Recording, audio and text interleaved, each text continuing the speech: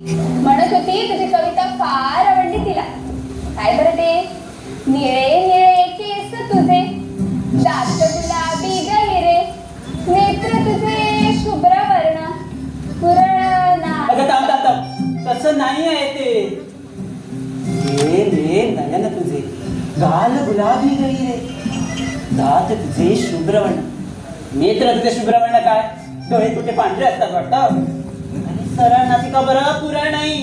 तेच ते. आणखी म्हणत होती तुला भेटणार आहे ती. केव्हा? आम्ही नाही बोलत. अगं असं काय करते?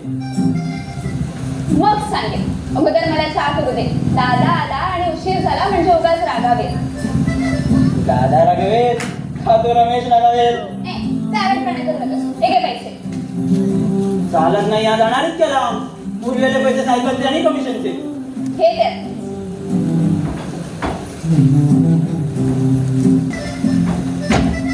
तूच आहे सर. मी आहेच. मी आले. पण तू जाणार आहेस ना? कटवू नकोस. पिशवी घेऊन जातो. ते आलेच म्हणून सांगायला आलो होतो. आमची अपेक्षा आला त्याला अडचण.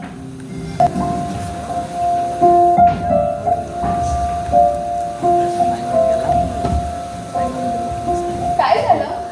तुम्ही विचारलं वडिलांना? काय म्हणाले ते? संमती दिली की नाही? तुम्ही बोलत का नाही? हुंडा मागितला माझ्या वडिलांनी. येतील तुझे वडील. हे काय बोलतात तुम्ही? आधी हुंडा आणि मग लग्न, असा एखाद्या हिशेब घातल्यासारखा विचार करता तुम्ही आपल्या आयुष्याचा? माझे वडील करतात. हे म्हणतात हुंड्यांच्या बाबतीत नाही जमत, हुंड्यांच्या विचाराच्या बाबतीत नाही जमत, संस्काराच्या बाबतीत नाही जमत, घर समजायचं या लग्नाच्या बाबतीत सुद्धा नाही जमत. रमेश, ही सोडू नको आणि अभिनय होऊ नको.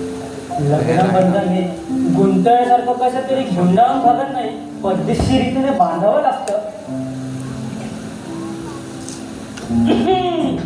साखर आणली आहे.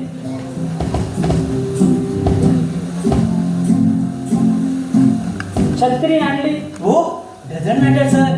इतकी काही घाई नव्हती. तुमच्याकडून केव्हाही भेटली असती.